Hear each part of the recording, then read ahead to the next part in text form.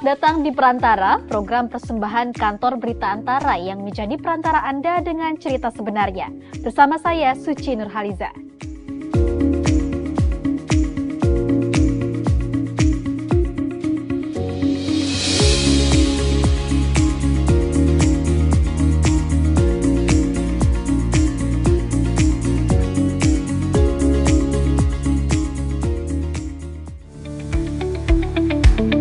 Kementerian Pendidikan Tinggi, Sains, dan Teknologi secara resmi mengenalkan 16 sekolah Garuda secara serentak pada Rabu 8 Oktober 2025. Sekolah Garuda merupakan salah satu program prioritas pemerintahan Prabowo Subianto Gibran Rakabuming Raka.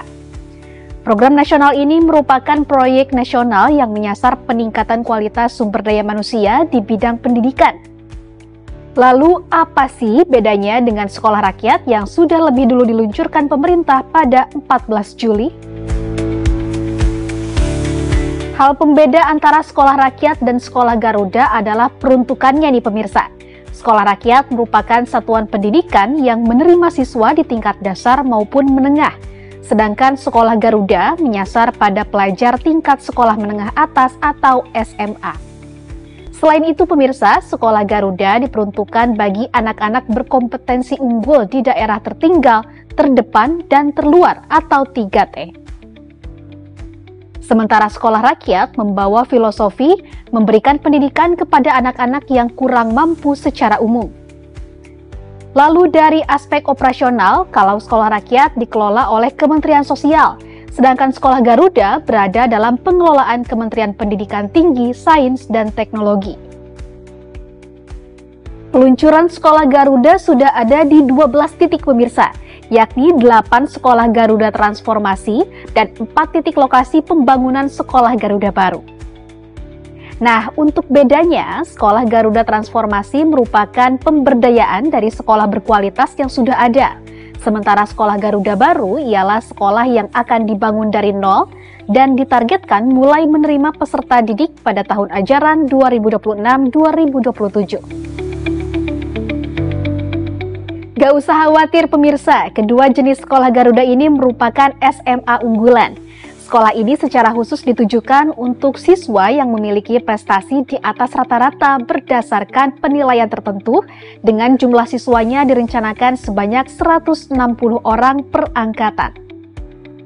Saking tingginya standar kualitasnya, pemerintah menerapkan seleksi ketat bagi pelajar SMP atau sederajat yang berminat melanjutkan studinya ke sekolah Garuda, bahkan bagi siswa-siswi lulusan sekolah rakyat sekalipun.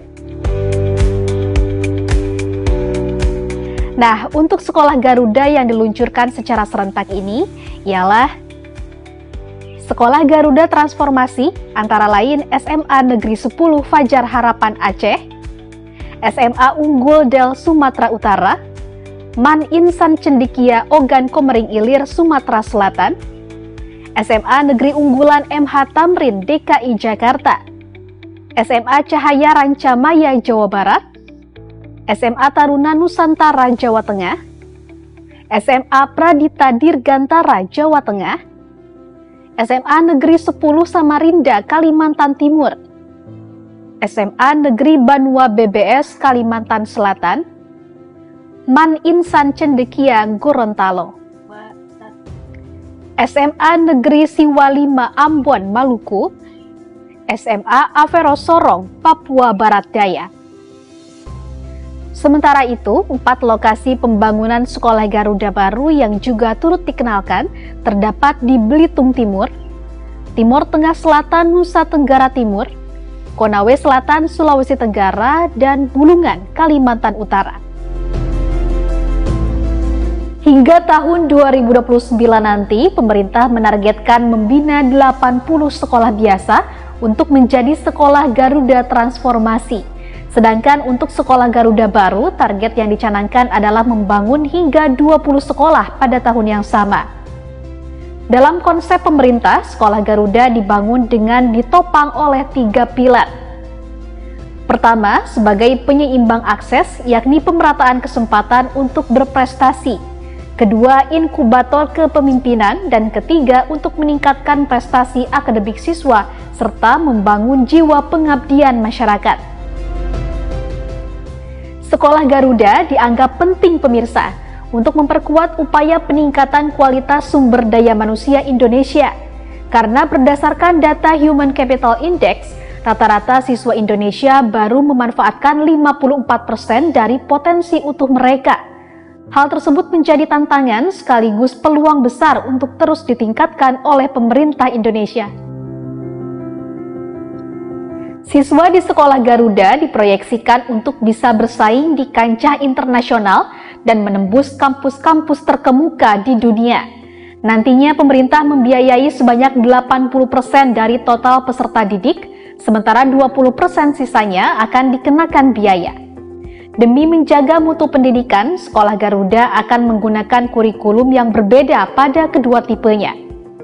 Kurikulum di Sekolah Garuda Transformasi akan tetap menggunakan sistem pembelajaran yang sudah mereka adopsi sebelumnya, mengingat sekolah yang terpilih adalah sekolah top yang sudah memiliki reputasi di kancah nasional maupun internasional. Sedangkan di Sekolah Garuda baru, Kemendikbudristek akan menerapkan kurikulum internasional baccalaureate (IB) dan kurikulum nasional. Kurikulum IB akan difokuskan untuk pendidikan di kelas 11 dan 12 guna mempersiapkan siswa ke perguruan tinggi terbaik dunia. Sementara kurikulum nasional hanya akan diterapkan untuk kelas 10. Salah satu program dari Bapak Presiden untuk menciptakan satu wahana-wahana bagi anak-anak yang memang memiliki keinginan kuat untuk nantinya menjadi peneliti, menjadi industriawan yang unggul.